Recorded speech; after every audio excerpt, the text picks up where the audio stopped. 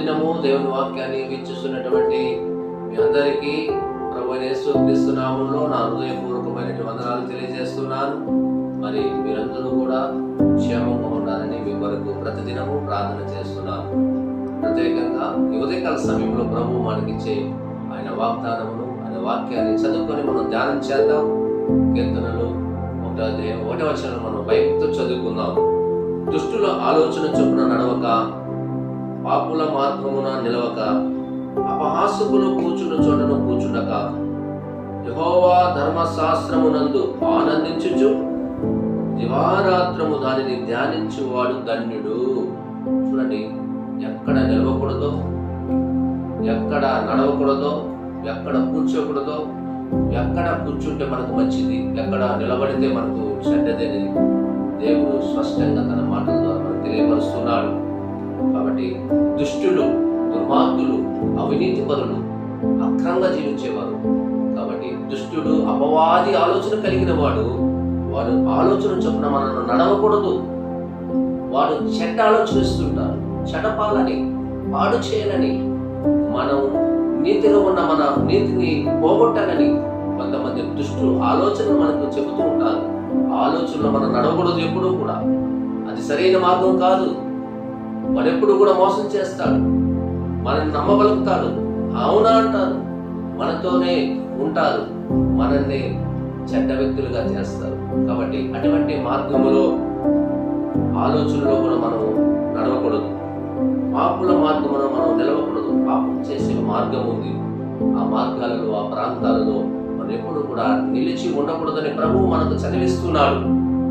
అక్కడ నిలవకూడదు. అక్కడ నిలిస్తే ఎందుకు తెలిసే, పాపములో ఒక వ్యక్తి బానిసైపోతే పాపానికి వాడు బానిసైపోతాడు. ఆ పాపం నుండి వాడు రాలేకపోతాడు. ఎందుకో తెలుసా, పాపము అలాంటి ఊబి. అది అలాంటి పాప వ్యక్తులతో మనం నిలబడకూడదు. నీవు పరిశుద్ధం కూడా గనక మనం దేవుని సహవాసం కలిగి దేవుని మార్గంలో నడవాలి. మనం ప్రత్యేకించబడిన వారు, మనము దేవుడు ఎన్నుకున్నారు, ఏర్పాటు చేసుకున్నాడు. ఈరోజు ఎంతమందిని దేవుడు రక్షించలేదు పాపం ఉండేవారిని, అని పాపములనే జీవిస్తే వారిని దేవుడు వారు పాపాన్ని నమ్ముతారు. కాబట్టి చెడ్డమాట చెప్పేవారిని నమ్ముతారు. కనుక మనము అలాగా మనం ఉండకూడదు.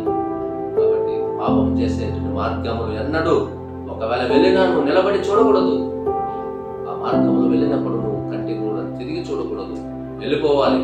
కాబట్టి మాట్లాడుతున్న మన జీవితంలో కూడా మనము అపహాసకులు కూర్చున్న చోటను కూర్చోకూడదు. మనం అపహాస్యకులు, ఇతరుల లోపాలను చూసి, ఎవరైతే లేదో మన మధ్యలో వారిని చూసి, ఇతరులను చూసి, ఇతర కుటుంబాలను చూసి, ఇతర వ్యక్తులను చూసి, ఇతరులలో ఉన్నటువంటి లోపాలను చూసి గేలి పరిహాసం చేసేటువంటి వారు ఈ సమాజంలో అనేక మంది ఉన్నారు. అటువంటి స్థానంలో మనం కూర్చోకూడదు.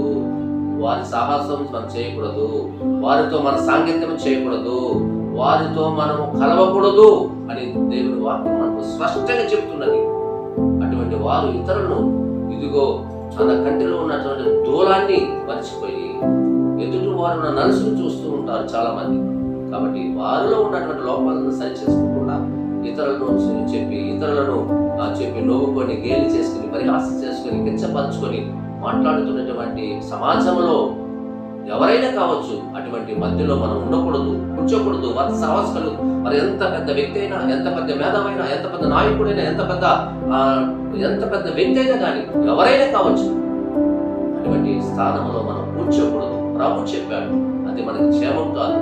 కాబట్టి మనం ఏం చేయాలంటే, యెహోవా ధర్మశాస్త్రమందు ఆనందించుచు. యెహోవా ధర్మశాస్త్రం అంటే ఆయన పరిశుద్ధమైన లేఖనం, పరిశుద్ధ గ్రంథం, బైబిల్. ఇది పరిశుద్ధమైనది.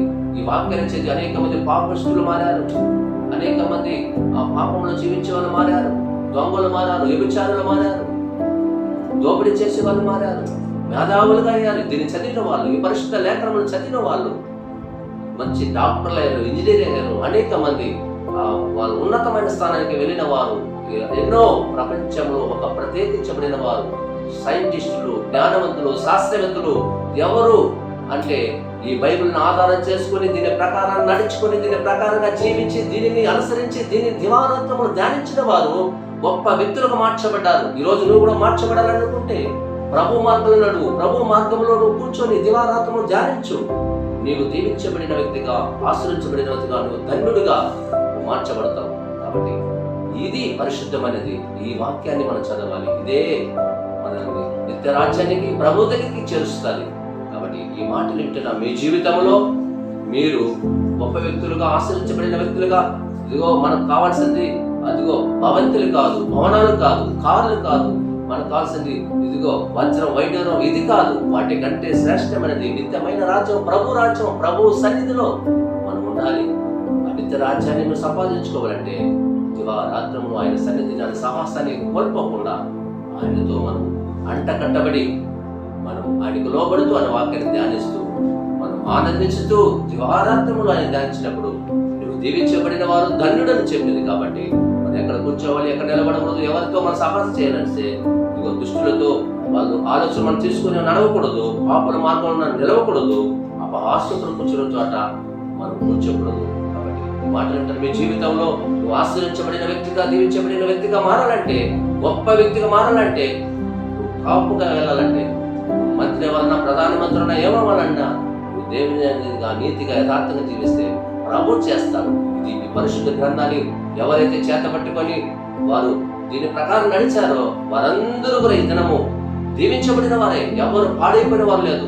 కాబట్టి దుష్టాలోచన తీసుకోవద్దండి.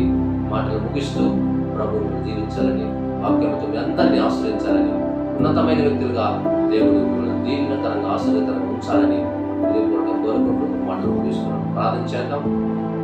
సర్వాధికారైన మా తండ్రి, కృపకు పాత్రుడా, మీకు స్తోత్రులయ్యా.